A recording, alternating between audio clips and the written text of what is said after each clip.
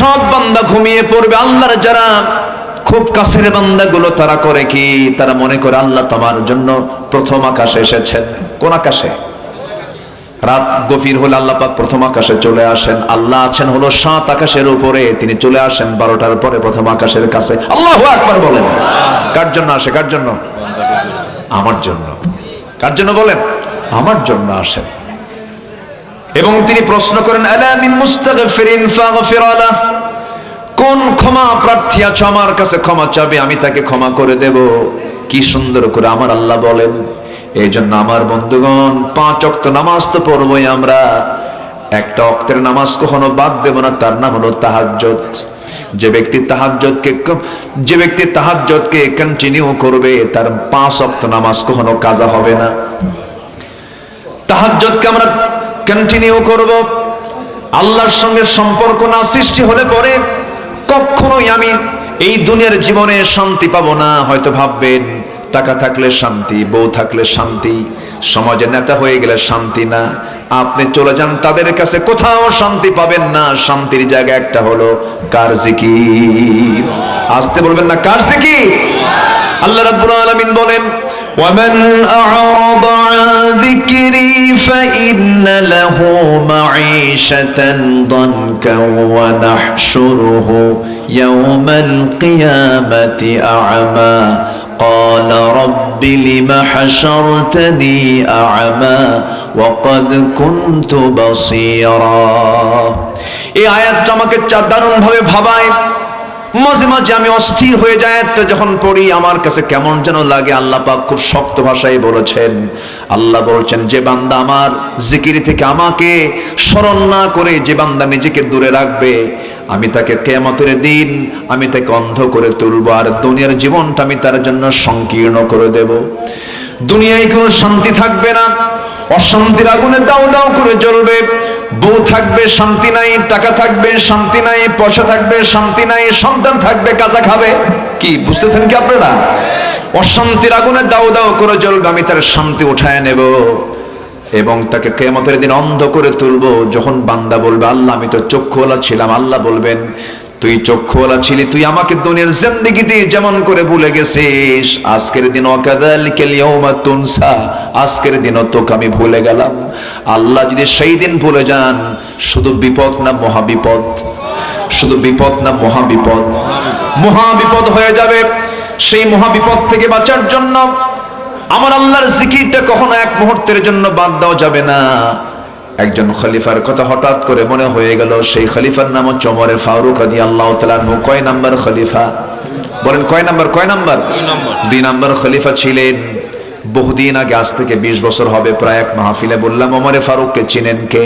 সামনে থেকে একজন দাঁড়ায়, ছোট্ট একটা ছেলে দাঁড়ায়, বলে যে আমি চিনি। কে? আমাদের বাড়ির দোতলায় ভাড়া থাকে। আমাদের দোতলায় ভাড়া থাকে। এটা কি ভাড়া থাকে ওমর?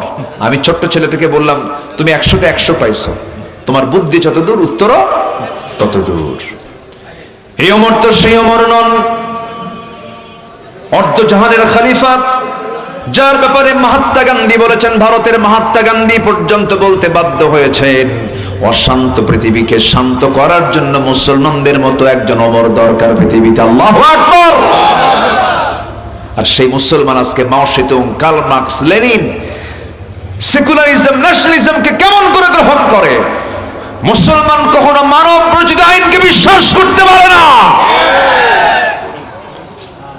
আমরা ইসলামকে প্রতিষ্ঠা করতে চাই, কোন ব্যক্তির দলকে আমরা প্রতিষ্ঠা করতে চাই না। আমরা ব্যক্তি পূজা করতে আসিনি দুনিয়াতে, আমরা আল্লাহর ইবাদত করতে এসেছি। আমরা 16 বছর শুধু ব্যক্তি পূজাই হয়েছে। পার্লামেন্টে দাঁড়ায় শুধু 10 মিনিট ধরে আমি স্মরণ করছি কুতকুতানি সুলতানি কাউজানি। স্মরণ করবো আকে কাকে? স্মরণ করবো কারে কারে? আল্লাহরে। আল্লাহ ছাড়া আমার কেউ আছে? আল্লাহ ছাড়া কেউ আমার আছে? কেউ নাই। পৃথিবীর সব স্মরণ মাইনাস হয়ে যাবে। ছেলে আমার আপন না, মেয়ে আমার আপন না, বাপ মা ভাই বোন যা কিছু দেখছি সব এগুলো প্রতারণা। একদিন মরে যাব, সব আমাকে ভুলে যাবে, আমিও সবাইকে ভুলে যাব। পৃথিবীর সবকিছু ভুল, পৃথিবীর সবকিছু মুছে যাবে, কিন্তু যিনি আমাকে কখনো ভুলবেন না, ভুলতে পারেন না, তিনি কখনো আমাকে ছাড়বেনও না, তিনি আমার, চিল্লায় বলুন কে? আমাকে বেশি সবচেয়ে ভালোবাসেন কে? চোখ চালায় দেন কে? কান চালান কে? মুখ চালান কে? হাতটা চালান কে? পাটা চালান কে? এই বডির মধ্যে যে রক্তগুলো আছে, রক্তগুলো সুন্দর করে ছাকায় দেন কিডনি দিয়া, তিনি আমার কে? মালয়েশিয়া সফর ছিল, এক বন্ধু আমার, নাম মমিন নাম। সালাম দিলাম, বন্ধু কেমন আছো? হাতটা ধরেই দেখি কবজির এখানে একটা মেশিন লাগানো। বললাম, বন্ধু এটাকে মেশিন এখানে কেমন যেন করে, কি হয়েছে? সে কেঁদে ফেললো, কেঁদে ফেলে বলছে, শত শত কোটি টাকার মালিক আল্লাহ পাক আমাকে বানিয়েছেন, কিন্তু দুটো কিডনি আমার নাই। আমি আল্লাহকে বলি, আল্লাহ সব সম্পদ তুমি আমার থেকে নিয়ে নাও, কিডনি দুইটা ভালো করে দাও। সপ্তাহে তাকে 4 দিন হসপিটালে যেতে হয়, কিডনি ডায়ালিসিস করার জন্য যেতে হয়, ডায়ালিসিস মেশিনে নিতে হয়। রক্তগুলো ডায়ালিসিস না করলে সে মরে যাবে, যা কিডনি করে তার দুনিয়ার মেশিনটা করতে হয়। দুনিয়ার মেশিন, ডায়ালিসিস মেশিনটার ওজন হলো 100 কেজি। আর আল্লাহ রাব্বুল আলামিন তার চেয়ে উন্নত মানের মেশিন দিয়েছেন আমাদের দেহের মধ্যে দুইটা, একটা দিলেও চলতো, দুটো কিডনি দিয়েছেন। দুটো কিডনির ওজন হলো মাত্র 200-400 গ্রাম, আর ডায়ালিসিস মেশিনের ওজন হলো 100 কেজি। আল্লাহ পাক 200 গ্রামে যা দিয়েছেন, আর বান্দার 100 কেজিতেও তাও নাই। জোরে কোন সুবহানাল্লাহ। যদি এমনটা হয়ে যেত, যদি এমনটা হতো, আল্লাহ আমাকে দুনিয়া থেকে পাঠায় দিলেন, যা তুই দুনিয়াতে যা, এরপর আকাশ থেকে 100 কেজি দুইটা কিডনি পাঠায় দেব, ধানের বস্তা নেব না কিডনির বস্তা নেব? কত বেকায়দা হয়ে যেত। আল্লাহ বলছেন, বান্দারে এমন সুন্দর করে সৃষ্টি করেছি, তোর বডির মধ্যে সব প্ল্যান করে সুন্দর মতো ব্যালেন্স করে বানায় দিয়েছি। আল্লাযী খালাকাকা ফাসাওয়াকা ফাআদালাক। আল্লাহু আকবার। এই যে চোখ, এই যে কান, এই যে নাক, এই যে গলা, ইএনটি ডাক্তারের কাছে যান নাটোরে, একটা নাকের ডাক্তার, কানের ডাক্তারের কাছে গিয়ে বসেন। ডাক্তার যদি আপনাকে বোঝানো শুরু করে, পদ্মা, মেঘনা, যমুনা যত বড়, তার চাইতে বড় আল্লাহ পাক এই চোখ কান নাক বানায় দিয়েছেন। জোরে বলেন সুবহানাল্লাহ। এই চোখের মধ্যে আল্লাহ পাক শুকনা করেছেন না ভিজা করে দিয়েছেন? শুকনা। চোখের পানি আছে না নাই? দেখি এক সময় না সব সময়? সব সময় চোখের পলক পড়ছে, প্রতি মিনিটে 15 থেকে 20 বার, আর পানি পড়ছে। এই পানির পরিমাণটাও লিমিট করেছেন, বেশি হলে রোগ হয়ে যায়, আবার কম হওয়া যাবে না। আল্লাহ রাব্বুল আলামিন ব্যালেন্স করে চোখের পেছনে মেশিন সেট করেছেন। প্রতিদিন 24 ঘন্টায় বান্দার চোখ থেকে 1 মিলিলিটার চোখ থেকে পানি বের করে দেন। মিঠা পানি না লবণ পানি? লবণ পানি দিয়ে দেন। তার লবণ করার জন্য মেশিন আছে না নাই? আছে। আবার কানের মধ্যে চলে যান, কানের মধ্যে ময়লাগুলো আছে, এই ময়লা কিন্তু সেই ময়লা নয়। সকল কানের ডাক্তাররা কিন্তু এই ময়লাটা সাফ করতে নিষেধ করে। অযথা কানে হাত দিবেন না, আল্লাহ রাব্বুল আলামিন এটা ময়লা দেন নাই। এই জিনিসটা দেওয়ার কারণ হলো, কানের ভিতরে রাতের বেলা আপনি ঘুমাতে গেছেন, যদি কোনো হঠাৎ করে কোনো পিঁপড়া, পোকামাকড় যদি ঢুকতে নেয়, কানের ময়লাকে আল্লাহ রাব্বুল আলামিন তিক্ত করে দিয়েছেন। চোখের পানিকে লবণ করেছেন, কানের ময়লাকে তিক্ত করে দিয়েছেন। যদি তিতা না হয়ে যদি মিষ্টি হতো, ঘুম পারতেন আমরা। আপনার পিঁপড়া যেত কানে, পিঁপড়া যেত কান সাফ করবেন না, ঘুম পারবেন? যদি কোনো পিঁপড়া হঠাৎ করে যদি ভুল করে ঢুকেও যায়, সঙ্গে সঙ্গে যখন দেখে খাবারটা তিতা, না কাম হবে না, বেলাইন চলে আসি, ব্যাক করে। সুবহানাল্লাহ বলবেন না? কানকে সিকিউর করলেন, চোখকে নিরাপত্তা দিয়ে দিলেন, চোখকে হেফাজত করলেন, ভাইরাস থেকে বাঁচার জন্য লবণ দিয়ে দিলেন। ভাইরাস, যেখানে লবণ থাকে সেখানে কোনো ভাইরাস থাকে না, কোনো জীবাণু সেখানে বসবাস করতে পারে না। চোখটা সেফ, কানটা সেফ। এবার আপনি আসেন জিহ্বার কাছে। জিহ্বাটা আল্লাহ রাব্বুল আলামিন জোয়ারের মধ্যে রেখে দিয়েছেন। জোয়ার না ভাটা? জোয়ারে রেখে দিয়েছেন। আপনার সামনে যদি একটা তেঁতুল সামনে রেডি করা হয়, লাফ মেরে বের হয় ভিতর থেকে, একদম মানে কি লালা। লালা কেমনে, কেমন করে যায়, কেমন করে চট মেরে চলে যায়। দেখেন এই যে সুন্দর করে চলে যায়। তাহলে এটা কি জোয়ার আল্লাহ পাক দিয়েছেন। দেখেন, হয়তো এখন তেঁতুলের কথা কইছি, হয়তো অনেকের বের হওয়া শুরু হয়ে গেছে। কিভাবে আল্লাহ পাক মেশিন গুলোকে সেট করেছেন। তাহলে কানেরটা তিতা, চোখেরটা কি বলে লবণ, আর জিহ্বারটা হলো স্বাদহীন, কোনো স্বাদ নাই। যদি মিষ্টি হতো তাহলে মিষ্টির স্বাদ পেতাম না। যদি টক হতো টকের স্বাদ পেতাম না, যদি এটা ঝাল হতো ঝালের স্বাদ পেতাম না। আল্লাহ পাক এটাকে নিউট্রাল করে স্বাধীন করেছেন। যে খাবারই দেয় ব্রেনে কি সিগন্যাল দেয় কচু ভর্তা। কেউ তো সুবহানাল্লাহ বলবেন না। এই যে হাজার প্রকারের স্বাদ আল্লাহ রাব্বুল আলামিন জিহ্বার ভিতরে দিলেন। আল্লাহ বলছেন আলাম নাজআল লাহু আইনাইনি ওয়া লিসানান ওয়া শাফাতাইনি ওয়া হাদাইনাহুন নাজদাইন। জোরে বলুন আল্লাহু আকবার। বান্দারে এত কিছু তোরে দিয়ে দিলাম, বান্দা আমার জিকির করবি না কেন? ওমরে ফারুকের কথা মনে হলো, তিনি দুনিয়া থেকে বিদায় নিচ্ছেন। জিকির কাকে বলে একটু বোঝানোর জন্য তার প্রসঙ্গ নিয়ে আসলাম। সারা জীবন তিনি দোয়া করেছেন, আয় রাব্বুল আলামিন আল্লাহুম্মা রযুকনি শাহাদাতান ফি সাবিলিক ওয়াজআল মাউতি ফি বালাদি রাসূলিক। তিনি সারা জীবন দোয়া করেছেন, আল্লাহ তুমি আমাকে শহীদের দরজা দান করো, আর নবীর শহরে তুমি আমার মৃত্যুটা দিয়ে দিও। এই দোয়া তিনি প্রায় করতেন।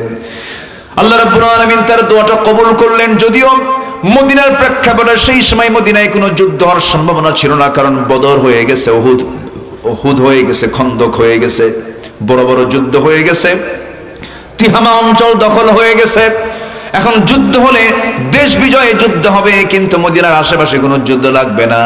কিন্তু তিনি দোয়া করতেন, আল্লাহ তুমি আমাকে মদিনায় মৃত্যু দিও, শহীদে মওত দান করো। আল্লাহ পাক তার এই দোয়াটাই কবুল করলেন। তিনি করলেন কি, কোন এক ফজরে তিনি নামাজ পড়তে গেলেন। ওমরে ফারুক নামাজ পড়তেন না পড়াতেন? বলেন, পড়তেন না পড়াতেন? তিনি দেশের নাগরিক ছিলেন না শাসক ছিলেন? তিনি একজন শাসক, আবার তিনি আবার মসজিদের ইমাম। তাহলে মসজিদের ইমাম হবে দুইজন না একজন? বলেন, দুইজন না একজন? যিনি শাসক হবেন তিনি ইমাম হবেন। আমরা সামনের শাসককে আমরা ইমাম ওয়ালা শাসক দেখতে চাই, ঠিক কি না? এই এক বাক্যের মধ্যে বহু সিগন্যাল আছে। আমার কথা কি বোঝা গেল? বোঝা গেল? বোঝা গেল? বিগত সময় দেখেছি কি বক্তব্য। আগামীকাল ঈদুল আজহার জানাজা নামাজ, শোনেন নাই? শোনেন নাই? এগুলো শোনেন নাই? পার্লামেন্টে এমপি কারি সাহেব যায় নাই, তেলাওয়াত করার দায়িত্ব দিছে স্পিকার। যে কেউ তো নাই, কারি সাহেব আসে না, আপনি কি তেলাওয়াত করেন নাকি এমপি কি তেলাওয়াত করতে দিয়েছে? কেল হে আল্লাহ হে হে, শয়তানকে তোরছে, আমার তেলাওয়াত ভালো আছে। এই সমস্ত অযোগ্য নেতৃত্বের মুখে আমরা জুতা মারি, থুতু মারি। রাগ করছেন? রাগ করা যাবে না। ভুল বারবার করা যাবে না। ভুল বারবার করলে বিপদ হয়ে যাবে। ভুল আর আমরা করব না। জোরে বলি ইনশাআল্লাহ। আকলমন্দ ইশারা বা আরশাদ। সচেতন ব্যক্তির জন্য ইঙ্গিতগুলি যথেষ্ট, বেশি কিছু লাগে না। একটু বুঝি, আমরা বোঝার চেষ্টা করি। আচ্ছা বলেন তো, আপনার ইমাম যদি গাঁজা খায়, আপনি কি নামাজ পড়বেন তার পিছনে? আপনি বলবেন আমি না হয় মদ খাই, হুজুর কেন গাঁজা খায়? ইমামকে কত কি দেখি আমরা, ইমামের দাড়ি ছোট হলে বলে হুজুরের তাকওয়া ঠিক নাই, দাড়ি ছোট ফাসেক হুজুর। কি ঠিক কিনা বলেন? আচ্ছা, একটা ইমামের মাথা থেকে পা পর্যন্ত সব অনুবীক্ষণ যন্ত্র দিয়ে দেখি হুজুরের কোনো দোষ আছে কিনা। তাহলে নামাজের ইমামকে যদি আমরা এতটুকুন দেখি, সমাজের যারা নেতা হবে তাদেরকে দেখার দরকার আছে না নাই?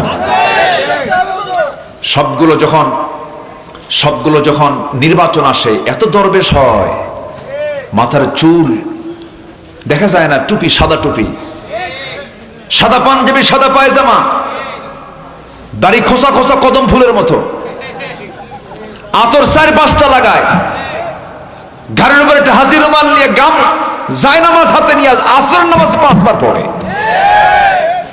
আছে না নাই? সম্মানিত ভাইরা, আমরা নামাজ পড়বো একদিন না সব দিন?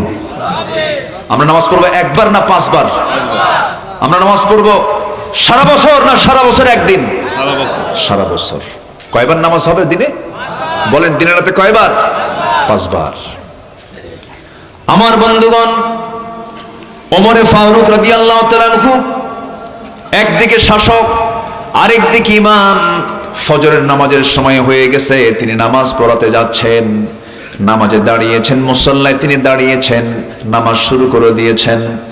প্রথম রাকাত হয়ে গেছে, দ্বিতীয় রাকাতে নামাজ পড়তে নিয়ে হঠাৎ করে রুকুতে গেলেন। এক শত্রু এসে তার ডান দিকে এসে তার পেটের মধ্যে চাকু ঢুকায়া দিল। যখন বিষ মিশ্রিত চাকু যখন ঢুকায়া দিয়েছে, বিষাক্ত চাকু যখন ঢুকায়া দিয়েছে, তখনও তিনি ধরাশয়ী হন নাই, সতর্ক হয়ে দাঁড়ায় গেছেন। কিন্তু বুঝে ওঠার আগে আবার তাকে ধরে তল পেটে দুটো স্টেপ মেরে দিয়েছে। ভুঁড়ি আংশিক বের হয়ে গেছে ওমর ফারুক রাদিয়াল্লাহু আনহুর। তিনি আর নিজেকে নিয়ন্ত্রণ করতে পারলেন না। রক্তাক্ত অবস্থায় তিনি মসজিদে নববীর ভিতরে পড়ে গেলেন। যখন তিনি পড়ে গেলেন, এই সময় সেন্স ছিল না কয়েক ঘন্টা।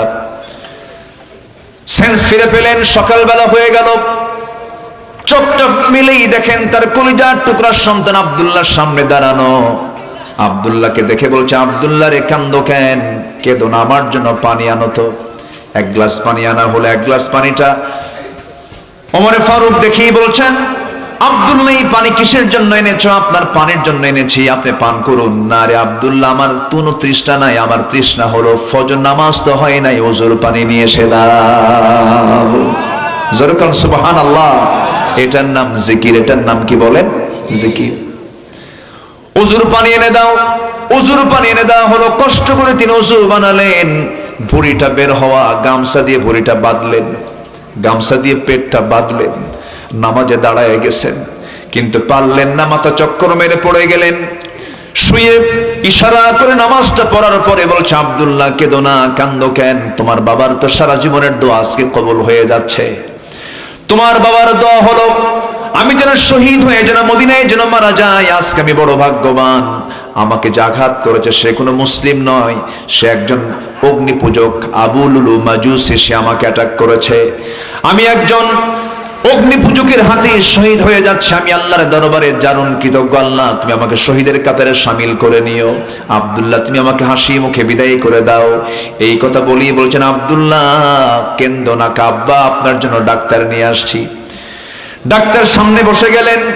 ডাক্তার বসেই বলতেছে, আমিরুল মুমিনিন আপনার জন্য আমি এক গ্লাস দুধ এনেছি, আপনি পান করুন। বিসমিল্লাহ বলে তিনি দুধ পান করলেন, কিন্তু দুধটা পেটের মধ্যে থাকলো না, স্টমাকে রাখতে পারলেন না, কারণ পেটটা ফুটো হয়ে গেছে। ফুটো পেট দিয়ে সব দুধগুলো বাইরে বের হয়ে গেছে। ডাক্তারের জিহ্বায় কামড় মেরে বলছেন, ইন্না লিল্লাহ, আমরা কিছুক্ষণের মধ্যে আমরা খলিফাতুল মুসলিমিনকে হারায় ফেলবো, তিনি আর বাঁচবেন না, কোনো উপায় নাই। ওমর ফারুক মুস্কি মুস্কি হাসি মেরে বলছেন, ওরে ডাক্তার, তুমি আমাকে বাঁচাবা কেমনে? তুমি তো আমাকে আর বাঁচাতে পারবে না, কারণ নাকের মধ্যে ওমর জান্নাতের ঘ্রাণ পাওয়া শুরু করেছে। জোরে বলেন সুবহানাল্লাহ, আরো জোরে বলেন সুবহানাল্লাহ। সাইয়েদনা ওমর ফারুক রাদিয়াল্লাহু তাআলা আনহু এরপরে বলছেন, আব্দুল্লাহ, আমার জীবনে একটা বড় শখ। 2 বছর আগে আমার হাতে আমার ভাই বকরকে নবীর কবরের পাশে তাকে শোয়া দিলাম। তার কত বড় ভাগ্য, সৌভাগ্য, আমার নবীর পাশে সে ঘুমাচ্ছে। আমার বড় শখ, আমি নবীর পাশে ঘুমাবো, কিন্তু জায়গা তো আমার না। জায়গার মালিক হচ্ছেন আম্মাদের আয়েশা সিদ্দিকা রাদিয়াল্লাহু তাআলা আনহা। তিনি যদি আমাকে না দেন, আমি কেমন করে যাব, কেমন করে সেখানে ঘুমাবো? আব্দুল্লাহ, একটু যাও তো, আমি রক্তাক্ত অবস্থায় পড়ে আছি, আমি যেতে পারছি না, তুমি একটু গিয়ে বলো আমার আব্বার এই অবস্থা, আপনার কাছে এই প্রস্তাব দিয়ে আমাকে পাঠিয়েছে। তার কলেজার টুকরা আব্দুল্লাহ গিয়ে যখন এই জাতীয় প্রস্তাব যখন দিয়ে ফেললেন, মা আম্মা জান আয়েশা চোখের পানিতে সয়লাব হয়ে গেছেন, কাঁদতে কাঁদতে বেকরার হয়ে গেছেন। আহারে, অর্ধজাহানের শাসনকর্তা ওমর ফারুকের মতো মানুষ আমার কাছে সামান্য একটা জায়গার জন্য আবদার করতেছে, আমার কবরের জায়গাটা আমি বিশ্বজাহানের খলিফা ওমর ফারুকরে দান করে দিলাম। আমার বন্ধুগণ, এই ছোট্ট ইতিহাস থেকে আমি যে বিষয়টা বোঝাতে চাচ্ছিলাম, যত কিছু হোক না কেন সবাইকে ভুলবো, কিন্তু ভুলবো না যাকে। তিনি আমার, চিল্লায় বলুন কে? কাকে ভোলা যাবে না? সবচেয়ে শ্রেষ্ঠ সৎ আমল, নেক আমল হলো এই নেক আমলটা। আল্লাহকে যদি জিকির করি, আল্লাহকে যদি স্মরণ করি, আল্লাহর আইন কানুন যদি মেনে চলি, আমার দ্বারা কখনো খারাপ কাজ হতে পারে না, আমার দ্বারা কোনো অন্যায় কাজ হতে পারে না। কারণ আমার জীবনের সবচাইতে বড় রাজ সাক্ষী যিনি, তিনি আমার কে? আমার অন্তরের খবরটাও রাখেন কে? আল্লাহ তাআলা। কোরআনের আলোকে এই নেক আমলের 10টা শ্রেষ্ঠ ফলাফল একটাও এ পর্যন্ত বলি নাই। নাম্বার 1 একটু শিখে নেই। আল্লাহ রাব্বুল আলামিন বলছেন, যারা সৎকর্ম করে দুনিয়া থেকে বিদায় নেবে, তাদের 1 নম্বর ফলাফল হলো আল্লাহ তাদেরকে ভালোবাসবেন। জোরে বলেন সুবহানাল্লাহ। তাহলে আল্লাহর ভালোবাসা পাওয়ার জন্য কোন আমল লাগবে বলেন?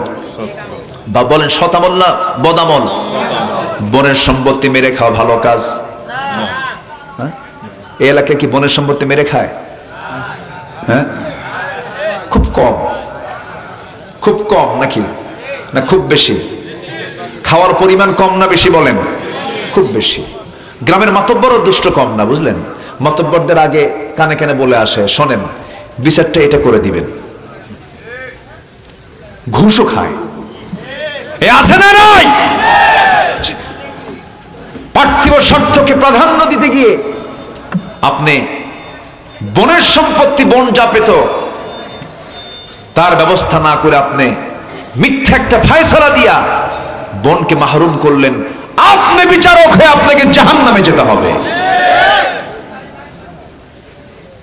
ভাইগুলো চালাক কি? বনের সম্পত্তির উপরে লাগানো ধান, সেই ধান বিক্রি করে ওমরায় যায়। কই যায়? ওমরায় যায়। ওমরায় যায় আজওয়া খেজুর কেনে, জমজম পানি সবকিছু নিয়ে বনের জন্য আবার এক ভরি স্বর্ণের চেন দিয়া 2 ভরি স্বর্ণের চেন নিয়ে চলে আসে। ভাবে যে একটু বনকে দেই, বন পাবে 1 কোটি টাকার জায়গা। আর বনের জন্য কিনছে একটা চেন আর আজওয়া খেজুর আর জমজম পানি আনছে। জমজম পানি এনে আজওয়া খেজুর এনে বাড়িতে ঢোকার সঙ্গে সঙ্গে বনকে ফোন দিয়ে বলে, বোন কোথায় আছো? তাড়াতাড়ি আসো, আমি তোমার জন্য, আমি তোমাকে দেখার জন্য ব্যাকুল, তাড়াতাড়ি আসো। বোন বোনকে ডেকে আনে, বোনকে পাশে বসায় বলে, বোন আমার, মক্কার যে জায়গায় বসেছি তোমার জন্য দোয়া করেছি, মাতাফে বসেছি দোয়া করেছি, হেরাম বেদে তোয়াফ করেছি দোয়া করেছি, মক্কায় দোয়া করলাম, মদিনায় দোয়া করলাম, তোমার জন্য এই আজওয়া খেজুর আনছি, তোমার জন্য জমজম কুবের পানি আনছি, আর সোনার মদিনা থেকে তোমার জন্য সোনার একটা চেন নিয়ে আসছি। বোন মাথাটা নিচু করে তোমাকে পড়ায় দেই। বোন তো দারুণ খুশি, ভাই আমাকে খুব ভালোবাসে। চেন টেন পড়ায় দিয়া খেজুর আর আজওয়া আর জমজম পানি খাওয়ায় দেবার পাশে বোনকে বসায় বলে, বোন একটা কথা বলবো। কি ভাই বলো? একটা কথা বলবো, রাগ করবো না তো? না, অংশ নিলে কিন্তু ধ্বংস হয়। কত বড় বদমাইশ! তাহলে এতক্ষণ ধরে সে যে ওমরার প্ল্যানে গেছে ওমরা করতে, এই যাওয়া আসার মূল টার্গেট হলো কি বলেন? বনে ফাঁকি দেওয়া। ওর হজ কবুল হবে? ওর হজ কবুল হবে? ওর ওমরা কবুল হবে না।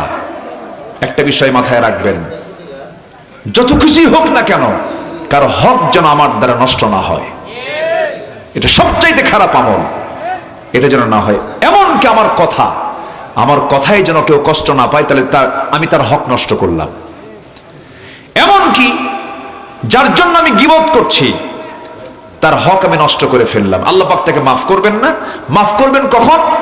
যখন আপনি ওই ব্যক্তির কাছে গিয়ে বলবেন, ভাই আমি অমুক দিন তোমার নামে গীবত করছিলাম, তুমি আমারে মাফ করে দিও, আল্লাহ আপনাকে মাফ করে দিবেন। যেরকম সুবহানাল্লাহ। এই জন্য হক সম্বলিত কোন অপরাধ নিজের জীবনে বাস্তবায়ন করা যাবে না। বাপ যেদিন মারা গেছে সেই দিনই উচিত বন্ধেরকে ডাক দিয়ে বুঝায় দেওয়া, তোমরা তোমাদের অংশ নিয়ে চলে যাও। আমার এই ওয়াজের লাইনে অন্তত ভাইরা খুশি না হলো বোনরা দারুণ খুশি। হুজুর বাস্তব একটা কথা বলছেন। আরো কিছু কন, ভাইরা কিছু বসে আছে নাকি? আচ্ছা, রাগ করলেন নাকি আপনারা? সুদের বিরুদ্ধে কথা বললাম, এটাও তো একটু ডিসফেভার হতে পারে। আবার বনের সম্পদ বুঝা দিতে বললাম। নেক আমল তো আজকে আমার সাবজেক্ট হচ্ছে নেক আমল। তো নেক আমল করতে গেলে যেটা বদ আমল, এগুলো খুঁজে বের করার দরকার আছে না নাই? আচ্ছা, ভালো কাজ করাটাই কঠিন। আপনি সুদের বিরুদ্ধে কথা বলবেন, আপনি অচল হয়ে যাবেন। আপনি জেনার বিরুদ্ধে কথা বলবেন, আপনি অচল হয়ে যাবেন, আপনাকে কথা বলতে দেবে না। এই যে আমি এখানে বসে আছি, অনেক ব্যক্তির মাথা ব্যথা হয়ে আছে, হয়তোবা অনেকে চিন্তায় আছেন, হুজুর কোন দিক দিয়ে যেন কি কয়, বিভিন্ন পেরেশানি। আগে তো কথা বলতেই দিত না, যখন বসতাম দুই পাশে কিরামন কাতিবিন বসে রাখতো, বসে থেকে বলতো, হুজুর এমন ওয়াজ দিবেন যে ওয়াজে দুনিয়ার কোনো প্রসঙ্গ আসবে না, আকাশ নিয়ে কবেন আর কবর নিয়ে কবেন। দুনিয়া আমরা দেখে নেব, ওরা মদ খাবে আর আমরা দোয়া করে দেব। সেই চিত্র আর আমার বাংলাদেশে দেখতে চাই না। তরুণ প্রজন্ম পালস বুঝে নিয়েছে, তরুণ প্রজন্ম বুঝতে পেরেছে, আমার আপনার সন্তানরা সিদ্ধান্ত নিয়ে ফেলেছে আগামীর বাংলাদেশকে আমরা সৎ যোগ্য নেতৃত্ব দিয়ে করতে চাই। আল্লাহ কবুল করুন, আল্লাহ কবুল করুন, আল্লাহ কবুল করুন। আমি খুব ভয় পাচ্ছি যে আপনারা দৌড় মারেন কিনা।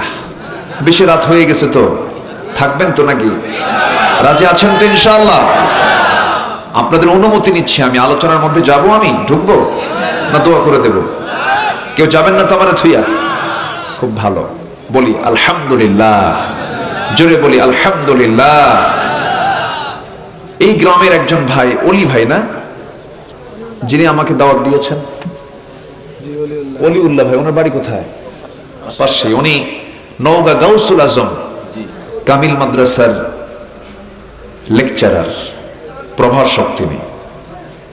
আমাকে বললেন যে আপনি আসবেন, কিন্তু উনি যে আসেন নাই আমি জানলে তো আসতামই না। হোস্ট নাই, গেস্ট এসে বসে আছে, এমনি মজা করলাম। অত্যন্ত বিনয়ী মানুষ, উনি দাওয়াত দিয়েছেন, আমি এসেছি। আমি আপনাদেরকে দেখে আমি খুব খুশি হয়েছি, আল্লাহ কবুল করুন, জোরে বলে আমিন। কিন্তু আসলাম নাটোরে, কিন্তু কাঁচাগোল্লা পাইলাম না, পাইনি, এটা মিস হয়ে গেছে আপনাদের। সম্মানিত ভাইয়েরা, সম্মানিত বন্ধুগণ, ভালো কাজের সঙ্গে যদি আমরা সম্পর্ক রাখি, মন্দ কাজ এমনি দূর হয়ে যাবে। আমার দেশে একটা শ্রেণী আছে যারা নেতৃত্ব দিচ্ছে, যারা মসজিদের সভাপতি হতে চায়, যাত্রা কমিটির সভাপতি হতে চায়। এই নেতৃত্বকে ছাঁটাই করতে হবে। একই ব্যক্তি মসজিদের প্রথম কাতারে নামাজ পড়ে, আবার নাইট ক্লাবের সভাপতি হয়ে বসে থাকে, মদের বোতলও খায়, আছে কিনা বলেন? এগুলোকে আমাদের ছাঁটাই করা উচিত। আমরা সৎ যোগ্য হয়ে নিজেকেও গড়ে তুলবো, সমাজকেও গড়ে তুলবো, এবং সমাজের যারা নেতৃত্বে তাদেরকেও আমরা ওইরকম ধরনের মানুষই দেখতে চাই। এবং এই হুকুমটা কি আব্দুল আল আমিনের না আল্লাহর? কার হুকুম বলেন? আল্লাহর হুকুম। ভালো কাজ যদি করে যায়, আল্লাহ পাক বলছেন আমি বান্দাকে 10টা পুরস্কার দেব। যেরকম সুবহানাল্লাহ, ভালো কাজের 10টা পুরস্কার কোরআনে কারীমের বিভিন্ন জায়গা থেকে আমি খুঁজে খুঁজে বের করেছি। আল্লাহ পাক ভালো কাজের জন্য 10টা পুরস্কার কি দিবেন আমি একটা একটা করে আজকে খুলে বলবো। আমাকে সময় দিচ্ছেন তো নাকি ইনশাআল্লাহ? আমি কি একটাও বলেছি এখনো? তাহলে কি ওয়াজ কি শেষ না শুরু? আসেন আমরা লাইনে চলে যাই। আল্লাহ কি বলছেন, আল্লাহ কি পুরস্কার দিবেন। নেক আমলগুলো কি? নেক আমলগুলো যা হালাল সব নেক আমল, বলেন যা হালাল সব কি, আর যা হারাম সব কি। এই যে চোঁচো করতেছে, কোথায় মাইক ওয়ালা? আরেকটা সাউন্ড হয় তাই না? যেটা হারাম ওটা হচ্ছে বদ আমল, আর যেটা হালাল সেটা কি বলেন? নেক আমল। হারাম ছেড়ে দেব, হালাল ধরবো, জান্নাত আল্লাহর কাছ থেকে বুঝে নেব। সহজ তো, অঙ্ক তো সহজ, অঙ্ক কি কঠিন না। কিন্তু বান্দা হালালের দিকে বেশি দৌড়ে না হারামের দিকে বেশি দৌড়ে? হারামের দিকে। আল্লাহ রাব্বুল আলামিন হালালটাও ক্লিয়ার করেছেন, আবার হারামটাও ক্লিয়ার করেছেন, কোনটা হালাল কোনটা হারাম। আল হালালু বাইয়িনুল হারামু বাইয়িন। যেরকম বিয়েটা হালাল, বিয়েটা কি বলেন? হালাল। আবার জেনাটা কি বলেন? বলেন বলেন। ব্যবসাটা কি? সুদটা কি? আল্লাহ রাব্বুল আলামিন বলছেন আহাল্লাল্লাহুল বাই'a ওয়া হারামার রিবা। আমি আল্লাহ রাব্বুল আলামিন ব্যবসাকে হালাল করেছি আর সুদকে করে দিয়েছি হারাম। আল্লাহ পাক এটা ক্লিয়ার করে দিয়েছেন। কিন্তু বান্দা কয় ব্যবসা, সুদ তো ব্যবসার মতোই। দেখেন ও আবার উল্টা যুক্তি দেয়, সুদ তো ব্যবসার মতোই। কিন্তু সুদ কখনো ব্যবসার মতো হবে না, ব্যবসা কখনো সুদের মতো হবে না।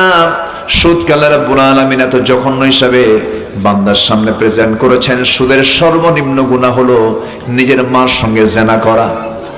যেরকম নাউযুবিল্লাহ, আমার ওয়াজে কিন্তু আজকে খুব একটা মজা পাবেন না। হালাল হারাম নিয়ে আলোচনা শুরু হচ্ছে তো, কেউ উঠবেন না, যিনি উঠবেন ভাববো ওটাই সুদ খায়। তো বসে থাকেন। আমরা জান্নাত পেতে চাইলে আমাদেরকে খারাপ কাজগুলো ছাড়তে হবে, আর নেক আমল করলে তার 10টা ফলাফল আল্লাহ দিয়ে দিবেন। জোরে বলেন সুবহানাল্লাহ। আমার বন্ধুগণ, একটু কান লাগাবেন, মনোযোগ দিয়ে শুনবেন। জেনাকে আল্লাহ রাব্বুল আলামিন হারাম করেছেন কেন? জেনা হলে পরে সমাজে সুস্থ না অসুস্থ? সমাজ অসুস্থ হয়ে পড়বে, মানুষ রোগী হয়ে যাবে। এই যে নতুন নতুন রোগের প্রাদুর্ভাব, কোভিড-19 চলে গেল, গোটা পৃথিবী অচল হয়ে থাকলো, এটার মূল কারণ হলো জেনা। মাঝখানে কোন এক শুক্রবারে ভূমিকম্প হয়ে গেছে সমাজে। জেনা বাড়লে পরে ভূমিকম্প বাড়ে। হয়েছে না? ভূমিকম্প হয়েছে না? কোন বেলা হয়েছে? রাত্রেবেলা না দিনের বেলা? দিনের বেলা, শুক্রবারে জুমার একটু আগ দিয়ে হয়েছে। সেদিন ঢাকার যে চিত্র ছিল, ঢাকা নগরীর ধানমন্ডি, বাড়িধারা, গুলশান, ডিউএইচএস অভিজাত এলাকার কোন হাইরাইজ বিল্ডিং এর কোন ফ্ল্যাটে কোনো মানুষ ছিল না। শুধু কয়েক সেকেন্ড একটা ঢেউ দিয়েছেন, একটা ধাক্কা মেরেছেন, এক ধাক্কায় সব মারছে দৌড়। জুতো পায়ে না খালি পায়ে? আজ থেকে জুতো পায়ে না খালি পায়ে? খালি পায়ে। গায়ে মনে হয় কাপড় চোপড় ছিল, শার্ট প্যান্ট, গেঞ্জি, বড় জোর একটা লুঙ্গি, মারছে দৌড়। সব ভিআইপি রাস্তায় দাঁড়ায় হয়ে গেছে ভিআইপি ফকির। ভিআইপি কি? ফকির। সব যে দৌড় মারলো কার ভয়ে? আল্লাহর ভয়ে। কি কয় এটা? আল্লাহর ভয়ে? মরার ভয়ে। মরার ভয়ে চলে গেছে।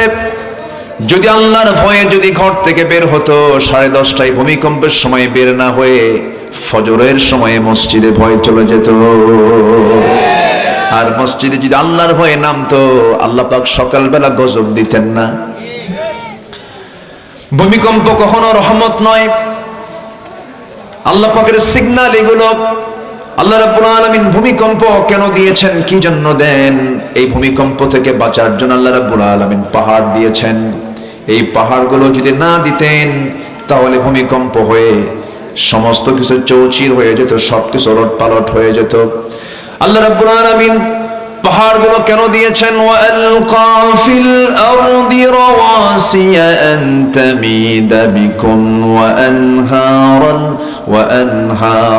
ওয়া সুবুলান লাআল্লাকুম তাহতাদুন। জোরে বলুন আল্লাহু আকবার। আল্লাহ রাব্বুল আলামিন জমিনে স্থাপন করেছেন শক্তিশালী পর্বতমালা, পাহাড়গুলো দিয়েছেন। এই পাহাড়গুলো আমার দেশে কোন বিভাগে সবচেয়ে বেশি বলেন? চট্টগ্রাম, সেকেন্ড হলো সিলেট, রাজশাহী অঞ্চল সমতল, রংপুর অঞ্চল সমতল, আবার রংপুরের শেষ মাথা যেখানে পঞ্চগড়টা আবার হিমালয়ের পাশে। যদি অন্য দেশ, কিন্তু পঞ্চগড়ের সঙ্গে পৃথিবীর সবচেয়ে বড় পর্বত হিমালয়। এই হিমালয় যত বড়, আল্লাহ রাব্বুল আলামিন আবার সমুদ্রের গভীরতা এত বেশি দিয়েছেন। গোটা হিমালয়কে যদি প্রশান্তের মাঝখানে দেওয়া হয়, অনায়াসে হিমালয় ডুবে নিঃশেষ হয়ে যাবে। সুবহানাল্লাহ বলবেন না? এই হিমালয় পাহাড়টা যত বড়, আমার দেশের বান্দরবান, রাঙ্গামাটি, খাগড়াছড়ি, ওইদিকে সিলেট, ত্রিপুরার অঞ্চলগুলো যে পাহাড়গুলো আছে আল্লাহ রাব্বুল আলামিন দিয়েছেন, যে পাহাড়গুলো আমরা দেখতে পাই, যতটুকু দেখতে পাই তার চাইতে 90 গুণ বেশি মহান রাব্বুল আলামিন প্রত্যেকটা পাহাড়ের নিচে তারা ফাউন্ডেশন দিয়েছেন। যেরকম সুবহানাল্লাহ। উপরে দেখি 10 ভাগ আর ভিতরে নিচে হলো 90 ভাগ। কেন দিয়েছেন? যেন ভূমিকম্পে যেন আন্দোলিত না হয়, ভূমিকম্পে যেন নড়াচড়া না করে। আল্লাহ রাব্বুল আলামিন এই জন্য এই পাহাড়গুলো দিয়েছেন। এই পাহাড়গুলো দিয়েছেন কে? পাহাড় কেটে সমান করে কে? আল্লাহ। আল্লাহ সমান করে, মানুষ কাটে। মানুষ কেটে সমান করে ফেলতেছে, বিল ঝিল সব মিশায় ফেলতেছে। আল্লাহ রাব্বুল আলামিন বলেন, ظهر الفساد في البر والبحر بما كسبت أيدي নাস। জমিনে যত ফাসাদ আমরা দেখতে পাই, বিপর্যয় দেখতে পাই, সব বান্দার হাতের কামাই। জেনা করবেন, সুদ খাবেন, বাদ্যযন্ত্রের প্রচার প্রসার ঘটাবেন, গজব নাজিল করবেন, চিল্লায় বলেন কে? এই জন্য সমাজ থেকে হারাম কাজগুলো যদি বন্ধ হয়ে যায়, জেনার কাজ যদি বন্ধ হয়ে যায়, আল্লাহ পাক জেনাকে হারাম করলেন, বিয়েকে হালাল করলেন। কেন? জেনা মানে হলো অনিয়ন্ত্রিত, আর বিয়ে হলো নিয়ন্ত্রিত। জেনা মানে হলো সমস্ত রোগ, সমস্ত অসুখ সৃষ্টি হওয়া, আর বিয়েটা হলো রহমত। জোরে কোন সুবহানাল্লাহ। আমার দেশে এখন জেনা বেশি না বিয়ে বেশি? বলেন, একটু বলেন, বলেন। জেনা বেশি। বেশ্যাবৃত্তির লাইসেন্স পাওয়া যায়, চিন্তা করা যায়। 54 বছরে কি আইন পাশ হয়েছে? সুদের আইন পাশ হয়েছে। কি আইন পাশ হয়েছে? মদের আইন পাশ হয়েছে। কি আইন পাশ হয়েছে? বেশ্যাবৃত্তির আইন পাশ হয়েছে। অপ্রিয় হলেও সত্য কথাগুলো আজকে বলতে হবে আমাকে। রাগ করতেছেন নাকি আপনারা? আমরা আর এগুলো আইন দেখতে চাই না। আমরা দেখতে চাই নামাজের আইন পাশ হলো কিনা। আমরা দেখতে চাই আগামীর সরকারকে নামাজের সরকার। রাগ করতেছেন নাকি আপনারা? এই চিত্র দেখলে কেমন হবে বলেন তো? কেমন হবে? কেমন হবে? ভালো হবে। আল্লাহকে বলেন, আল্লাহ তুমি বলে দাও তো, যদি সমাজে নামাজ চালু হয়, যাকাত চালু হয়, তাহলে কি হবে? কোরআন বলে দিচ্ছে, ওয়ালাউ আন্না আহলাল কুরআ আমানু ওয়াত্তাকাউ লাফাতাহনা আলাইহিম বারাকাতিম মিনাস সামাই ওয়াল আরদ। জোরে বলুন আল্লাহু আকবার। নামাজ যদি চালু হয়ে যায়, যাকাত যদি চালু হয়ে যায়, আমি আল্লাহ ঘোষণা দিলাম, আসমানের সমস্ত রহমত বরকতের দরজা আমি তার জন্য খুলে দেব, সেই জনপদে খুলে দেব। জোরে কোন সুবহানাল্লাহ। কার কথা? আসতে বলবেন না। কার কথা? আল্লাহর কথা। আমার বন্ধুগণ, নেক আমল হচ্ছে সবচেয়ে আমার বড় টার্গেট।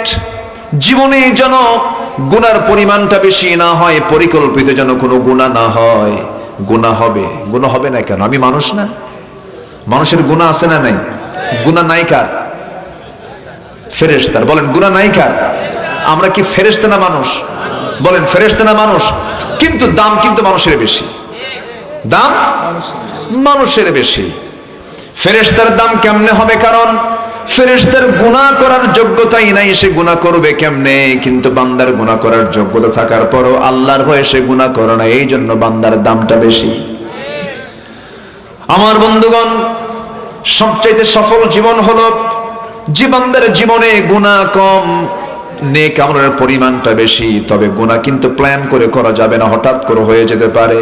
কিন্তু হঠাৎ করে হয়ে যাওয়ার সঙ্গে সঙ্গে ভালো বান্দা যারা চোখের পানি ফেলে দিয়ে আল্লাহর কাছে বলবে, আল্লাহ আমারে মাফ করে দাও। তাহলে আল্লাহ পাক বলছেন, তুমি যদি ভালো আমল করো, আমি তোমাকে ভালোবেসে জান্নাতটা বুঝায় দেবো। জোরে কোন সুবহানাল্লাহ।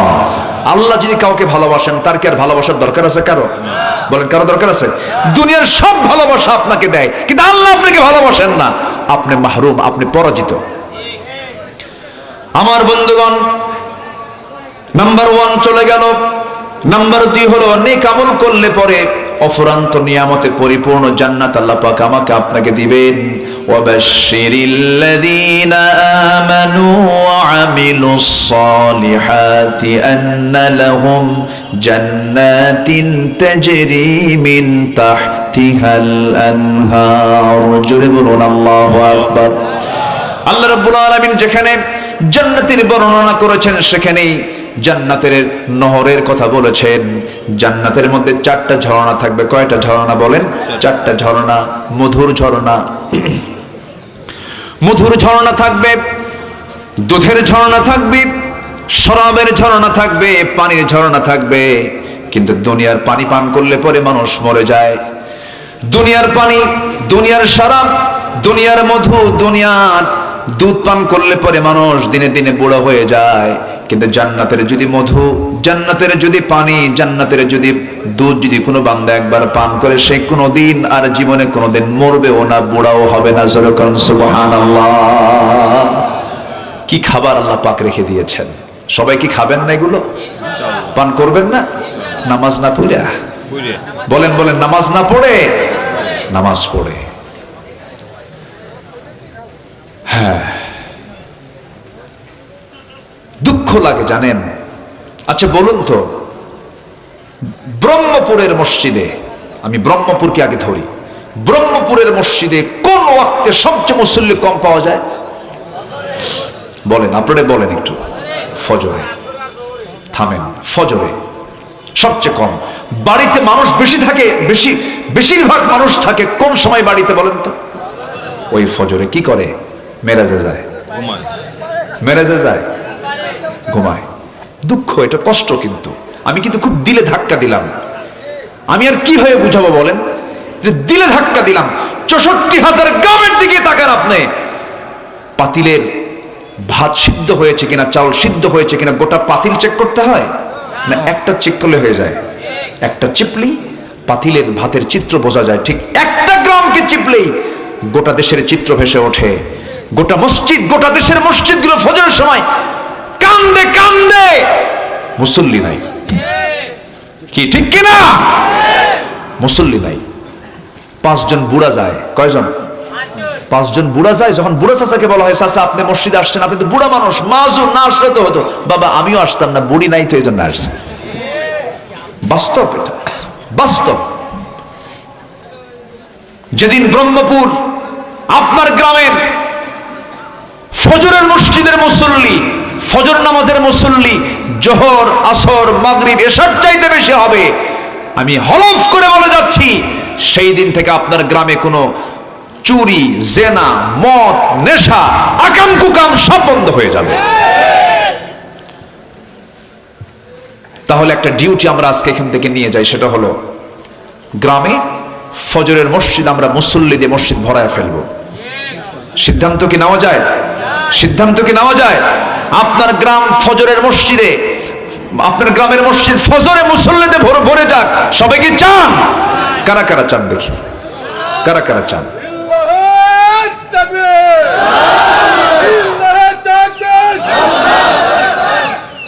আল্লাহ কবুল করুন। জোরে বলি আমিন। আরো জোরে আমিন, আরো জোরে আমিন। ভাইরে, জান্নাতে যাওয়ার তো একটা পজিশনে আসতে হবে। জাহান্নামে যাওয়ার কারণ কি? কোরআনকে প্রশ্ন করুন, কোরআন বলো তো জাহান্নামে যাওয়ার কারণ কি? কোরআন এক নম্বরই বলছে, ক্বালু লাম নাকু মিনাল মুসাল্লিন, যারা নামাজ পড়ে নাই তারা জাহান্নামে যাবে। এবং সবচাইতে বেশি শাস্তি কাকে দেওয়া হবে কোরআন বলো তো? আল্লাহ বলছেন ফাখালাফা মিন বা'দিহিম খালফুন আদাউস সালাত, যে ব্যক্তি নামাজকে নষ্ট করবে আমি সবচাইতে বেশি শাস্তি আমি তাকে জাহান্নামের মধ্যে দেব। নামাজ কার হক? আল্লাহ। আসতে বলবেন না কার হক? এই নামাজ আজকে আমার দেশে মাত্র ৫% মানুষ নামাজ পড়ে। এই ৫% থাকতো না যদি নামাজ রাষ্ট্রীয় পর্যায়ে কায়েম হয়ে যেত, নামাজি হতো ৯৫%। অতএব সেই নামাজ রাষ্ট্রীয় পর্যায়ে কায়েম হোক। সবাইকে চান? চান কারা কারা? হাত উঁচু করে দেখান মুসলমান।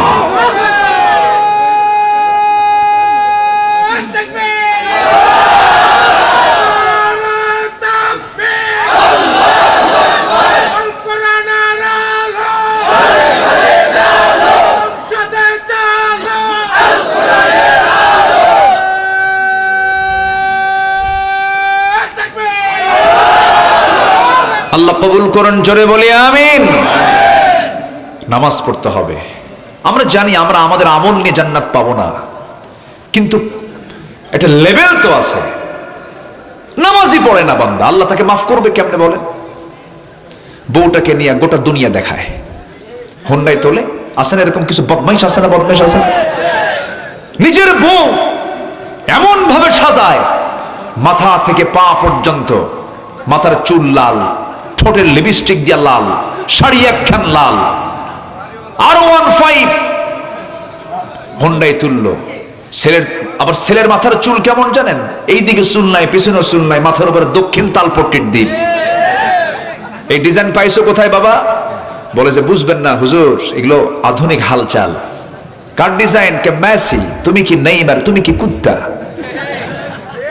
মাথার চুল ঠিক আছে না? হাতে একখান বালাও পরে, কানের দুলও পরে, কোমরে বেল্টের তালা, প্যান্ট এমন পরে টান মারলি খুলে পড়ে, নাভির উপরে হচ্ছে প্যান্ট পরার নিয়ম, সেই নাভির নিচে এত নিচে সীমান্ত বর্ডার, যে কোনো মুহূর্তে অ্যাক্সিডেন্ট ঘটতে পারে।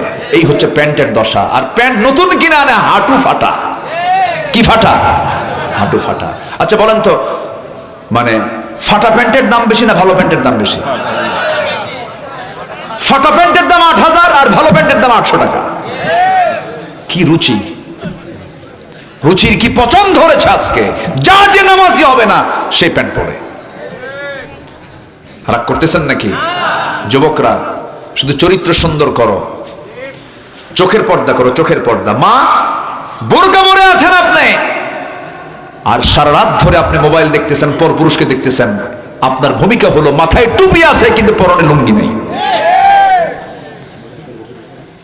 কে রাগ করতেছেন নাকি আপনারা? বলেন তো, বোরকা আগে দরকার না চোখের পর্দা আগে দরকার? চোখ, চোখ, চোখ, চোখ। এই দুনিয়ার সবচেয়ে এখন বড় গুনাহ কি দিয়ে বলেন? গোটা দুনিয়ার মানুষ এখন কিসের দিকে তাকায় আছে? স্মার্টফোনের দিকে। গুনাহ করাচ্ছে। ফোন যদি আপনাকে চালায়, আপনার ফোন ব্যবহার করা হারাম। আপনি ফোনকে চালাবেন জায়েজ, কিন্তু ফোন আপনাকে চালায়, ওই ফোন ব্যবহার করার দরকারই নাই। কি আমার কথা কি একমত? আপনারা একমত? এই কথা কি বলার দরকার আছে? যুবকরা এগুলো করো না। তুমি লুকায় লুকায় কি করো? কেউ দেখে না। কে দেখেন? আল্লাহ দেখেন। তুমি ভাবতেছো আমি লুকায় লুকায় দেখতেছি।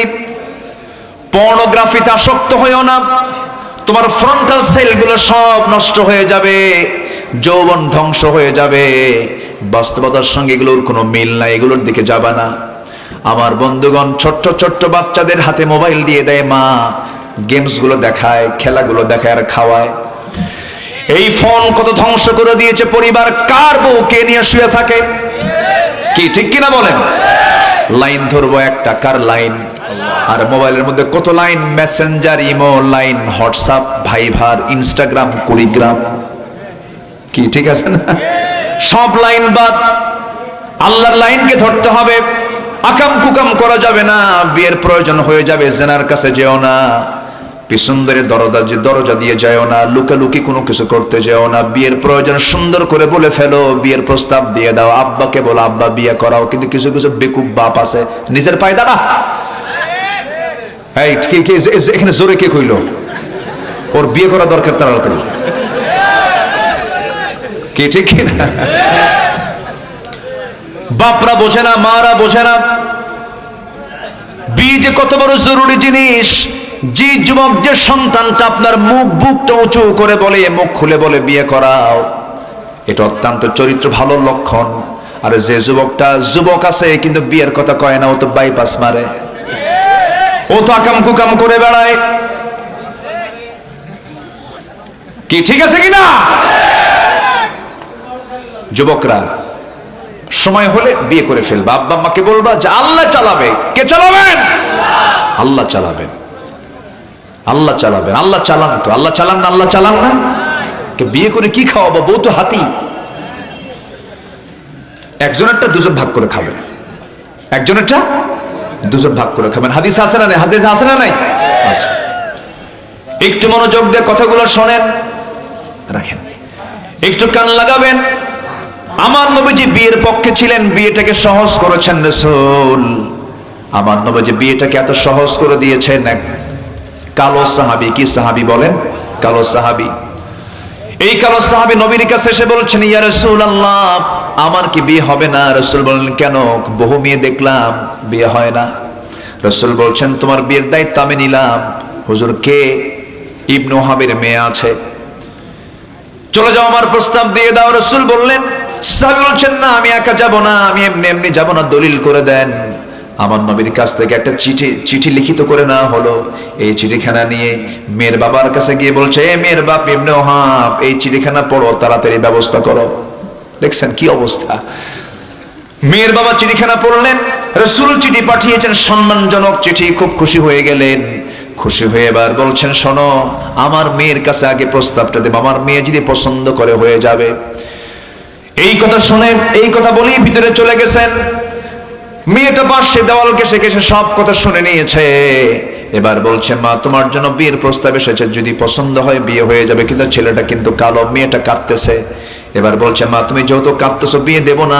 আব্বা বুঝতে ভুল করেছেন, নবী যাকে পছন্দ করেছেন সেই পুরুষটাই হবে আমার স্বামী। ওই মহিলাটা দারুণ সুন্দরী ছিলেন, কিন্তু কালো ছেলে রাসূল পাঠায়া দিয়েছেন, তিনি তাকেই পছন্দ করে ফেলেছেন। আজকের সমাজে কিছু মহিলা আছে একটু সুন্দর চেহারা হলে পরে, স্বামী একটু কালো হলে পরে দামাক কম না বেশি? আজ থেকে দামাক কম না বেশি? একটু কিছু লাগলেই বলে যে তুমি একটু আয়না চেহারা দেখো তো, আমার সঙ্গে তোমার যে বিয়ে হয়েছে তোমার 14 গোষ্ঠীর কপাল। আছে কিনা? আছে কিনা? আবার কিছু পুরুষ আছে বউটা একটু কালো হয়ে গেছে, মনটা খারাপ, নতুন বিয়ে করছে, 3 দিন মাত্র বয়স, 4তম দিনে বাচ্চার মতো কান্দে। কান্দিস কেন? সুমনের বউ দেখতে কত সুন্দর, আমার একটা বউ হলো, দেখেন নজর গেছে সুমনের বউয়ের দিকে। আপনার বউ কখনো সুন্দর হবে না যদি আপনার নজর যদি অন্যদিকে যায়। আর আপনার নজর যদি আপনি ঠিক রাখেন, আপনার বউ হবে পৃথিবীর সবচাইতে সুন্দরী নারী। আমার মায়েরা খুব খুশি, ভালো করে কেন, ওদের চোখ নজর ঠিক নাই। আমরা চোখটাকে ঠিক রাখবো, জোরে বলি ইনশাআল্লাহ, আর জোরে বলি ইনশাআল্লাহ। কষ্ট পাচ্ছেন মনে হয়। আমার নবীজির প্রিয় সাহাবী বাইরে দাঁড়ায় আছেন, মীর বাপ এসে বলতেছে এই সাদ তোমার কপাল খুলে গেছে, আমার মেয়ে রাজি, আমিও রাজি। আবু সাদ সালমি বলছেন আমিও তো রাজি। নবীর কাছে গিয়ে বলছে হুজুর আজকে সফল, সব কিছু ওকে, বিয়েটা পড়ায় দেন। কে টাকা আছে? কে না তো। কে টাকা না থাকলে বিয়ে করবা কেমনে? হুজুর টাকার দায়িত্ব দিলে আমার বিয়ে হবে না, অতএব সব যখন আপনি করলেন টাকাটা আপনি দেন, বিয়ে আমি করি। যেরকম সুবহানাল্লাহ। চিন্তা করে দেখেন রাসূল বিয়েটাকে কত ইজি করে দিয়েছেন। নিজের মেয়ে ফাতিমা, বিশ্বনবী রাষ্ট্রনায়ক মুহাম্মদ সাল্লাল্লাহু আলাইহি ওয়াসাল্লাম তার নিজের মেয়েকে বিয়ে দিচ্ছেন। একটা জামাই ছিল ধনী, কে বলেন তো? যেটা ধনী জামাই, ওসমান। এটা এমন ধনী, একদিন রাসূলের কাছে এসে বলতেছে হুজুর আমার আর ভাল লাগে না, কেন? আপনি দোয়া করেন তো আমার সম্পদ যেন কমে যায়। আচ্ছা কোন ধনী কি এরকম কয়? বলেন তো দুনিয়ার কোন ধনী এরকম কয়? উনি বলতেছে যে হুজুর আপনি একটু দোয়া করেন আমার সম্পদ যেন কমে। রাসূল বলছেন কেন? আমি এত হিসাব আর নিতে পারতেছি না। রাসূল বললেন তুমি খাও কেমনে বলো তো, তোমার খাওয়ার স্টাইলটা বলো তো। সাইয়েদনা ওসমান বললেন ইয়া রাসূলুল্লাহ আমার খাওয়ার সিস্টেম হলো আমি যদি উটের পিঠেও চড়ে থাকি, উটের পিঠটা কিন্তু অনেক উঁচা, সে উটের পিঠে যদি খাইতে বসে আমি উটের উপর থেকে খাইতে নিয়ে যদি আমার একটা দানাও পড়ে যায়, আমি উটটাকে বসাই, আবার আমি নিজে নেমে সেই দানাটা তুলে ধুয়ে নিয়ে আবার সেটাকে আমি আবার খাই। রাসূল বলছেন তোমার জন্য দোয়া করে কোনো কাম হবে না, তোমার সম্পদ আরো হবে। জোরখান সুবহানাল্লাহ। মেয়েকে একটা দিয়েছেন, ধনীর সাথে হয়ে গেছে, সবচেয়ে কাছের মেয়ে, সবচেয়ে অত্যন্ত আদরের দুলালি ফাতিমার জন্য বিয়ের প্রস্তাব আসলো। মদিনার ধনাঢ্য সাহাবীরা প্রস্তাব দিচ্ছেন, রাসূল নট এলাও, হবে না, যাও। সবার প্রস্তাব তিনি আউট করে দিলেন। এবার যার ঘর নাই, বাড়ি নাই, টাকা নাই, পয়সা নাই, নবীর কাছে এসে সামনে আস্তে করে বসে আছেন। রাসূল বলছেন আলী বসে বসে কি চিন্তা করো, কিছু বলবা নাকি? হুজুর কি বলবো, লজ্জা লাগে। তুমি কি বিয়ে করবা নাকি? দিলে করব। সুবহানাল্লাহ। দিলে করব। তোমার কি কিছু আছে নাকি? যা আছে আমার হাতের সাথে। কোথায়? এই যে তরবারি, এই যে ঢাল, আর কিচ্ছু নাই ইয়া রাসূলুল্লাহ। আমার নবীজি বলছেন তরবারি লাগবে যুদ্ধ করার জন্য, ঢাল ছাড়াও যুদ্ধ হয়, ঢালটা বেঁচে আসো। বিশ্ব নবী তার সবচেয়ে কাছের মেয়েকে বিয়ে দিচ্ছেন, ঢাল বিক্রি করার টাকা দিয়ে মোহরানার টাকা নির্ধারণ করবেন। ঢাল বিক্রি করতে গেছেন, ঢাল বিক্রি করতে গিয়ে কোনো কাস্টমার পান নাই, সামনে দাঁড়ায় আছেন সকালবেলা ওসমান রাদিয়াল্লাহু তাআলা আনহু। আলী তুমি কেন আসছো? ঢাল বিক্রি করব কেন? বিয়া কার সাথে? আপনার শালীর সাথে। সুবহানাল্লাহ বলবেন। খুব খুশি হলেন, দাও। ঢালটা নিলেন, টাকাটা দিলেন। কিছুক্ষণ পর কিছু দূর যেতে না যেতেই বলছেন আলী এইদিকে আসো, যোদ্ধার হাতে কি ঢাল না থাকলে মানায় নাকি? ঢালটা তোমাকে দিলাম আর টাকাও তোমাকে আমি দান করে দিলাম, যাও। চলে গেছেন, নবীর কাছে গিয়ে দাঁড়ায় আছেন, ঢালটা হাতে আছে।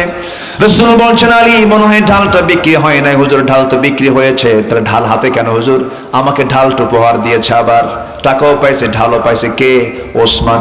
লোক আর খুঁজে পাও নাই। যেরকম সুবহানাল্লাহ। বিক্রিটা অন্য কারো কাছে করো, আমি জামাইকে বলতে পারলাম না, তার আগে তুমি ঢোল পিটায় আসলা। আল্লাহু আকবার।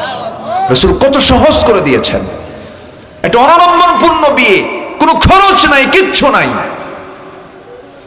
আর আজকের সমাজে বিশাল বড় বিয়ে, প্রতিবেশী গরিব দাওয়াত পায় না, আছে না নাই? ওগুলো জানোয়ার, ওগুলো জানোয়ার, ওগুলো। আজকে আমি ভালো কাজ কি এগুলো বুঝাচ্ছি, এই জন্য এগুলো কথাগুলো আসতেছে। আপনি যেদিন মরে যাবেন, ওই ধনী লোক লন্ডন থেকে আসবে না, ওই গরিব প্রতিবেশী আপনার কবর খনন করার জন্য যাবে। গরিবরে দাওয়াত দেয় না, কিছু দিতে পারবে না, বিয়েতে নেবেন কেন আপনি? বিয়েতে কিসের উপর ওপর নেবেন আপনি? যে বিয়ের টার্গেট থাকে আমি খরচ তুলবো, ওই ওলিমা করার দরকার নাই। কি ঠিক আছে কিনা বলেন? হিসাব করে যে খরচ কত উঠবে, কত দেখছেন, আছে কিনা, আছে কিনা, আছে কিনা, আছে কিনা। উচিত কি জানেন? বিয়ের অনুষ্ঠান যারা করবে, কার্ডে লেখা উচিত বিশেষ দ্রষ্টব্য। বিয়ের অনুষ্ঠানে আসবেন, ওলিমাতে আসবেন, বিশেষ দ্রষ্টব্য কিচ্ছু মোটেও নিয়ে আসবেন না, সব অনুষ্ঠান বন্ধ হয়ে যাবে। হ্যাঁ, কার মন খারাপ হবে? ও আচ্ছা আচ্ছা, না না, এটাই বরকত। এটা কি বলেন, এটা কি বলেন? বরকত। রাগ করতেছেন নাকি আপনারা? আলোচনা চালাই, কষ্ট হচ্ছে নাকি আপনাদের? ওমরে কি বলে, আমার নবীজির সামনে আলী বলছেন, আলী বিয়ে হয়ে যাবে। ভিতরে গিয়ে বলছেন, মা আমি একটা ছেলে ঠিক করছি, তুমি কি পছন্দ করো? আপনার পছন্দে আমার পছন্দ। আল্লাহু আকবার বলেন। আর এখনকার মেয়ের বাপরা বলতে পারে, কাব্বা তুমি বোঝো কিছু? ছেলে কি করে, মুখে দাঁড়িয়ে আছে, বাবা শিক্ষিত, ভালো, পরহেজগার, নামাজ পড়ে, কাব্বা দাঁড়িয়ে আছে, ও তো চাচা, হিসাব ক্লিয়ার। কাকে পছন্দ মা বলো? কাব্য ওই জায়গায় একটা ছেলে আছে, মাথার চুলগুলো খুব সুন্দর, কি সুন্দর স্টাইলিস্ট, খুব ভালো। কেমন? ওই যে ওই মার্কা চুল, হাঁটু ফাটা প্যান্ট। আব্বা মাঝে মাঝে একটু বোতল খায়, বোতল আছে না নাই? ইয়াবাখোর, গাঁজাখোরকে পছন্দ হয়, ঠিক কিনা? যুবকরা চরিত্র সুন্দর করো, ভালো বউ পাবা। আর চরিত্র কুত্তার মতো করবা, জানোয়ার একটা আসবে তোমার কাছে। রাগ করতেছ? এগুলি দরকার কথা, এগুলি প্রয়োজন। জীবনটাকে সুন্দর করে সাজাবো, জোরে বলি ইনশাআল্লাহ। নবীজি মেয়েকে বিয়ে দিলেন, বিয়ে দিয়ে বলছেন, মা স্বামীর ঘরে যাচ্ছ, মৃত্যুর দিন পর্যন্ত একটা নালিশ যেন আমার কানে না আসে, যাও। আর এখনকার মেয়ের বাপরা কি কয়, তুই যা, কিছু হলে খেলে ফোন দিবি, খাইয়া ফালাম। আছে না এরকম? আছে না এরকম বাপ? আছে না? শান্তি হবে? শান্তি হবে? হবে না। স্বামীর দোষ ধরা জায়েজ নাই, আবার বইয়ের দোষ ধরাও জায়েজ নাই। দুজনের দোষ দুজন ধরবে, কিন্তু কাউকে বলা যাবে না, কাউকে বলা যাবে না। এরকম বেকুব কিছু আছে না পুরুষ, বেকুব কিছু মহিলাও আছে না নাই বলেন? ঢোল পিটে বেড়ায়, এগুলো করবেন না। নিজেদের সমস্যা নিজেরা সমাধান করবেন, আপনি এবং স্ত্রী, আপনার দুজন একটা পৃথিবী, একটা পৃথিবী সুন্দর করে মিলায়া নেবেন। আলহামদুলিল্লাহ বলেন। ওমর ফাতিমা রাদিয়াল্লাহু নামাজ পড়ছেন একদিন নবীর সামনে বসে বসে। রাসূল বলছেন, ফাতিমা বসে বসে নামাজ পড়ো কেন, কম বয়সী? কাব্বা আপনারা বলেছেন স্বামীর বিরুদ্ধে কোনো নালিশ দেওয়া যাবে না, আমার জামাটার পিছনে ছেঁড়া তালিযুক্ত, আপনি যদি দেখেন আপনার মন খারাপ হতে পারে, এই জন্য বসে বসে তালি দেখাবো না, এই জন্য বসে বসে নামাজ পড়তেছি। আল্লাহ তুমি আমার এলাকার মাদেরকে কবুল করো, জোরে বলি আল্লাহুম্মা আমিন। আমার মা বোনদেরকে দাদির মতো বানায় দাও। আমার দাদিরা ভালোই ছিল তো, আমার দাদিরা ভালো ছিল না? আমার দাদিরা ঘুম থেকে উঠতো ফজরে, আর এখন ভাবির ওঠো ঘুম থেকে 11টার দিকে, সব উল্টা পাল্টা, সারা রাত ধরে ওই যে কি দেখে। আমার বন্ধুগণ, ওই সাহাবী নবীর কাছে আসলেন, রাসূল বলছেন, সাদ চিন্তা করো না, তোমার বিয়ের ব্যবস্থা হয়ে যাচ্ছে, তোমার বিয়ের সব ফয়সালা করে দিচ্ছি আমি। 200, 200, 400 দিরহাম দুজন সাহাবীর কাছ থেকে নিয়ে বলেন, বাজার করে আসো। বাজার করতে গেছেন, বাজার করা শুরু করেছেন, এমন সময় তার কানে সংবাদ আসলো, সাদ তুমি বিয়ের বাজার করতে আসছে, তুমি কি জানো যুদ্ধের ডাক কিন্তু আসছে। সঙ্গে সঙ্গে সাদ করলেন কি, বিয়ের বাজার বন্ধ করে তিনি যুদ্ধের বাজার করলেন, ঘোড়া কিনলেন, তরবারি কিনলেন, যুদ্ধে চলে গেলেন, শাহাদত বরণ করলেন। বিয়ার হলো না। নবীর কানে সংবাদ আসলো, হুজুর সাদ তো দুনিয়াতে নাই। কোন সাদ? যে সাদের বিয়ের কথা গতকালকে ছিল।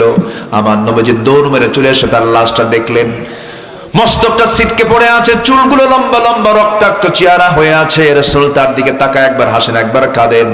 সাহাবীরা বলছেন, হুজুর আপনি এমন করছেন কেন? রাসূল বলছেন, আমি সাদের ব্যাপারে আমি এই জন্য কান্দি, আমি সাদের সব আয়োজন সম্পূর্ণ করলাম, কিন্তু সাদ তো বিয়ে করতে পারল না, এই জন্য কান্দি। আর সাদের দিকে আমি তাকাই, এই জন্য হাসতেছি, আমি আমার নিজের চোখে দেখতে পেতেছি জান্নাতের হুররা তাকে টানাটানি করে জান্নাতের দিকে নিয়ে চলে যেতেছে। জোরে বলেন সুবহানাল্লাহ, আরো জোরে বলেন সুবহানাল্লাহ। আমার ভাইয়েরা, কথার তো কোনো থা নাই, বহুদিকে কথা চলে যায়। সবচেয়ে বড় বিষয় হলো আমার জীবন থেকে হারাম কাজগুলোকে আমরা মাইনাস করব, হালাল কাজগুলোকে ইনক্লুড করব, হারাম কাজগুলোকে মাইনাস করে ফেলবো। ভালোবাসবেন কে? আস্তে ভালোবাসবেন কে? আমরা কি জিনার পক্ষে না বিয়ের পক্ষে? সুদের পক্ষে না যাকাতের পক্ষে? বলেন বলেন বলেন, কিসের পক্ষে? যাকাতের পক্ষে। বেনামাজ না নামাজ? বেনামাজ না নামাজ? সুদ না যাকাত? ভালো কাজের দিকে আমরা নিজেকে প্রস্তুত করে ফেলবো। আল্লাহ সৎকর্মের ফলাফল হলো 10টা, 2টা চলে গেল। সৎকর্মের মাধ্যমে গুনাহ মাফ হয়ে যায়। গুনাহ কি হয়ে যায়? মাফ হয়ে যায়। নাম্বার 4 হলো আল্লাহর তরফ থেকে পবিত্র জীবনের সুসংবাদ হয়।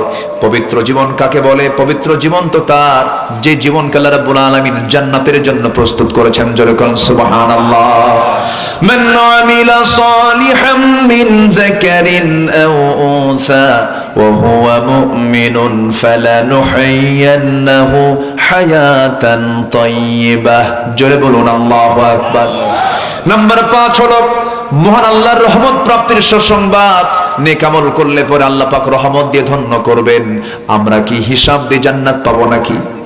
হিসাব দিয়ে জান্নাত পাবো? রহমত দরকার কার? কার রহমত দরকার? আল্লাহর রহমত দরকার। একটা ছোট্ট ইতিহাস মনে পড়ে গেল। আমার নবী ইতিহাসটা সাহাবায়ে কেরামের সামনে একদিন বলছিলেন। সাহাবীদেরকে বলেন, ও সাহাবীরা বলবো নাকি? হুজুর বলেন। রাসূল বলছেন, বনি ইসরাইল যুগে 3 যুবক তারা কোন এক সফরে বের হলো। হঠাৎ করে তাদের সামনে বিশাল বড় ঝড় শুরু হয়ে গেল। সেই ঝড়ের কবলে পড়ে গেছেন এই 3 যুবক। পাহাড়ি এক গর্তের মধ্যে গিয়ে তারা আশ্রয় নিল। পাহাড়ি ঢলটা এত তীব্র থেকে তীব্রতর হলো যে উপর থেকে একটা বড় পাথর এসে ওই গুহার মুখে আটকে গেল। গুহার মুখে আটকার সঙ্গে সঙ্গে পাথরটা এত বড়, নড়ার কোনো কায়দা নাই, মরা ছাড়া কোনো উপায় নাই। ওই সময়ে 3 যুবক আল্লাহর দরবারে 3 দিক হয়ে রোনাজারি করতে করতে বেকারার হয়ে যাচ্ছেন। রাসূল বললেন, এক যুবক দোয়া করে, আল্লাহ আমার কাছে একজন লেবার কাজ করতে এসেছিল সকাল থেকে সন্ধ্যা পর্যন্ত, কিন্তু আমি তাকে তার পেমেন্টটা দিতে পারি নাই। বহুদিন পরে সে আমার কাছে আসলো, আমি তার টাকাটা আমি ফেলে রাখি নাই, তার টাকা দিয়ে একটা ছাগল কিনেছি। ছাগল পাল হয়ে গেছে, অনেকদিন পর আসার পর আমি তাকে টাকা না দিয়ে আমি তাকে ছাগল পালটাই দিয়ে দিয়েছি। আমানত রক্ষা করেছে। আল্লাহ এই ওসিলায় তুমি আমাকে এই বিপদ থেকে বাঁচাও। ওই পাহাড়ের গুহার মুখ থেকে পাথর কিছুটা সরে গেল। জোরে বলেন সুবহানাল্লাহ। আরেক যুবক দোয়া করে, আল্লাহ চাচাতো বোনের ঘরে ঢুকেছি, আমি জিনা করব। চাচাতো বোন আমাকে প্রস্তাব দিয়েছে, আমি তার প্রস্তাবের সম্মতি দিয়েছি, কিন্তু হঠাৎ করে চাচাতো বোনের আমি যখন রুমে ঢুকে তার 2 উরুর মাঝখানে বসেছি জিনা করব, এমন সময় বোনটা আমাকে স্মরণ করে দিল, ও ভাই জিনার কাজে লিপ্ত হয়েও না, আল্লাহ কিন্তু দেখছেন। ওই মুহূর্ত থেকে চট করে আমি বের হয়ে আসছি, তোমার ভয় জিনার কাছে যাই না, আল্লাহ তুমি আমাকে মাফ করে দাও। পাহাড়ের মুখ থেকে পাথরটা আরেকটু সরে গেল। আরেকজন যুবক দোয়া করছে, আল্লাহ কোন জীবনে তেমন ভালো কাজ করতে পারে নাই, তবে এক রাতে বাড়িতে আসলাম গভীর রাতে, বউটা আমার জন্য গরম 1 গ্লাস দুধ দিল। সেই দুধের জন্য আমার মেয়েটাও পাগল হয়ে গেল, সে খাবে। আমি খেলাম না, আমার মেয়েকেও খাইতে দিলাম না। ওই দুধটা দেখি আমার মার কথা মনে হয়ে গেছে। মার ঘরে গিয়ে দেখি মাটা ঘুম, মাকে ডাকলাম না। শেষ রাত্রে মা যখন জেগে গেছে, দুধটা গরম করে বললাম, মা তোমার জন্য দুধ এনেছি, তুমি দুধ খাও। আমি না খেয়ে আমার সন্তানকে না খাওয়ায়া আমি আমার মাকে খাওয়ায়া দিয়েছি, মাকে প্রাধান্য দিয়েছি। আল্লাহ এই বিপদ থেকে আল্লাহ তুমি আমাদেরকে বাঁচাও।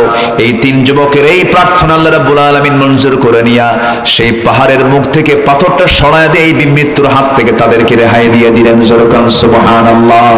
কয়টা শিক্ষা বলেন? তিনটা নেক আমল, একটা হচ্ছে আমানত, একটা কি বলেন? আমানত। নাম্বার 2 হলো পিতামাতার খেদমত। বাপ বড় না মা বড়? মা বড়। হ্যাঁ, কার দাম বেশি? বাপের দাম বেশি না মায়ের দাম বেশি? ভালো করে কন।